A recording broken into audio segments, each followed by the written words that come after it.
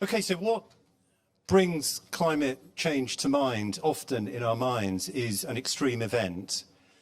So putting this slide together, which lists 3 extreme events, was really quite straightforward. Even in the last year or the last 18 months, there have been so many extreme events around the world that have really shone a light onto what the weather can throw at us, how it can do damage to our societies, and what we may need to adapt to in the future.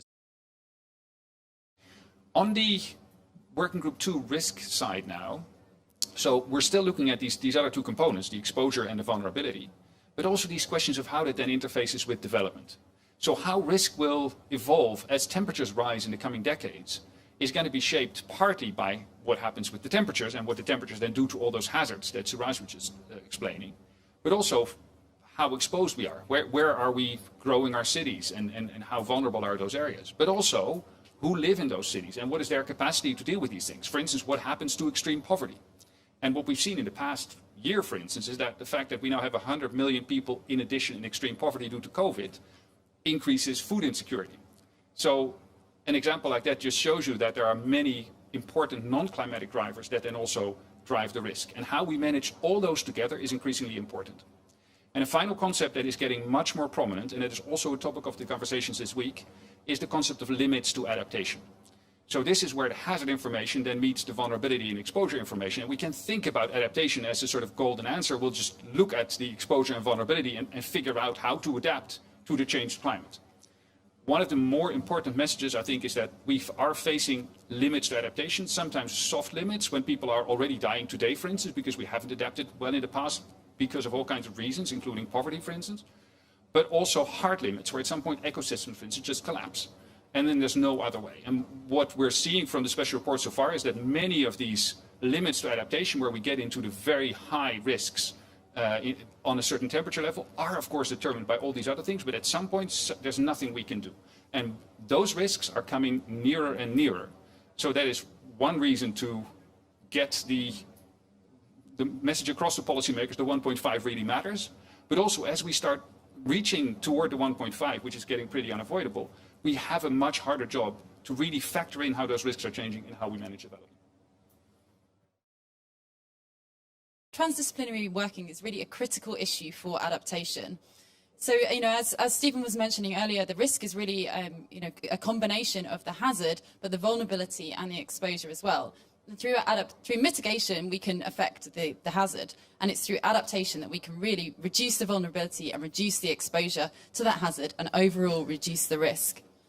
And I suppose also, and to tackle that risk as a whole, I suppose also that in essence, adaptation is really about how do we achieve our societal goals under a changing climate. It's about, therefore, transforming our whole human systems, our food security, our trade systems, our economies, our infrastructure and our societies that have been built imperfectly for a past climate, and that now we need to transform them in order that they can function well in our present and in our future climate. So this is going to require a huge effort to really transform all of those systems. So we need the science to inform adaptation, but that's just one component of the research that we need to undertake and to tackle these problems.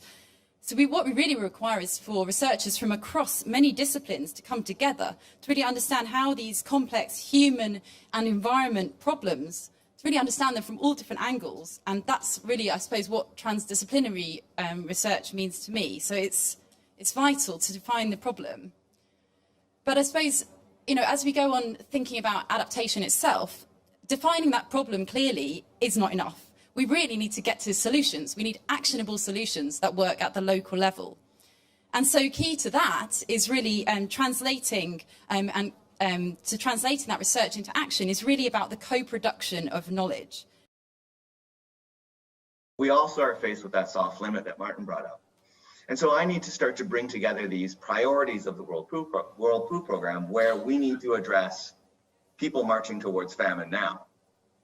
But I also need to make sure embedded in those processes are ensuring that we're also ready for this La Nina that's showing up, this next monsoon season that's probably potentially going to fail or cause even more disasters.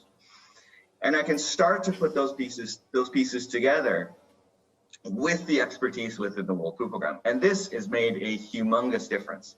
Starting with what Maarten has mentioned with anticipatory action programs, this has allowed us to use our cash-based transfers or our ability to change what people are doing on the ground before a disaster has struck, before a hazard has occurred. But this obviously cannot be something brand new or something completely out of touch with what needs to happen with regards to adaptation.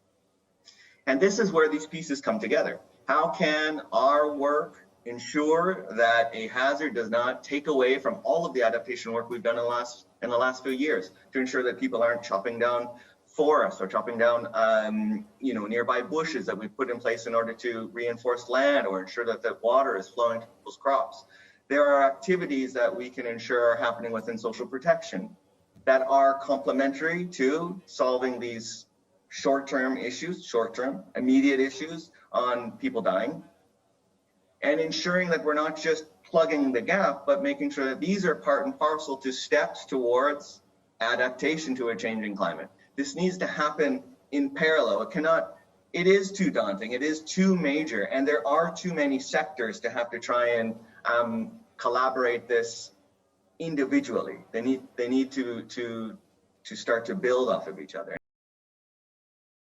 Funding appropriately boundary organizations that are able to translate the latest climate science for to support livelihoods, to create resilience in organizations is really, really critical. And I think I think we have many examples, certainly I think in the UK Climate Resilience Programme, where doing that boundary work, it could be by people or organizations, makes a huge difference in making things actionable by decision makers.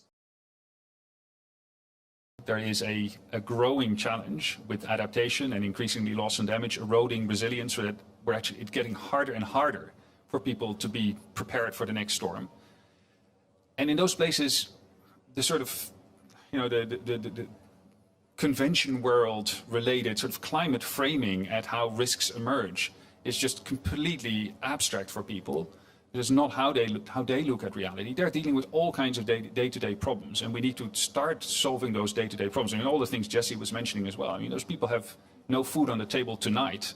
So how are you going to come at them with, your projection for the coming decades of climate in the region?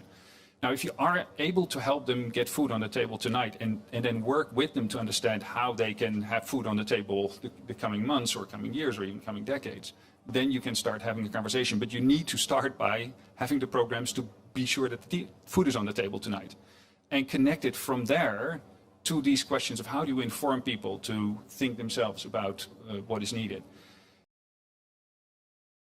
We need science that is action-oriented and that's decision-relevant, but we also need very evidence-based policies and actions. And actually, at the very end there, Maarten was just talking about the importance of trust. And one of the questions you were asking earlier was what was one of the challenges of working in a transdisciplinary way and the challenges of co-production. And I think it really is in building that trust across this research action spectrum. And that requires us to actually spend time together understanding each other's challenges and talking each other's languages, understanding what we mean by different terms and, and what our different values are that we're bringing into the room.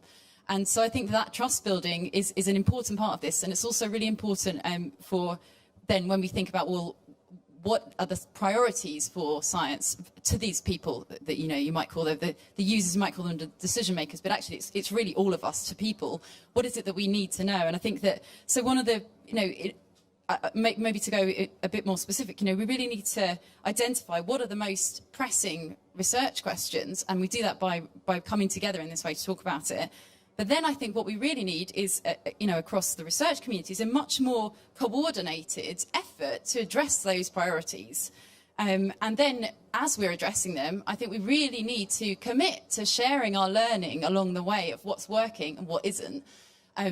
Because we don't have the luxury of time to solve these problems. But if we work in parallel and share our learning along the way, we can make much more progress much more quickly.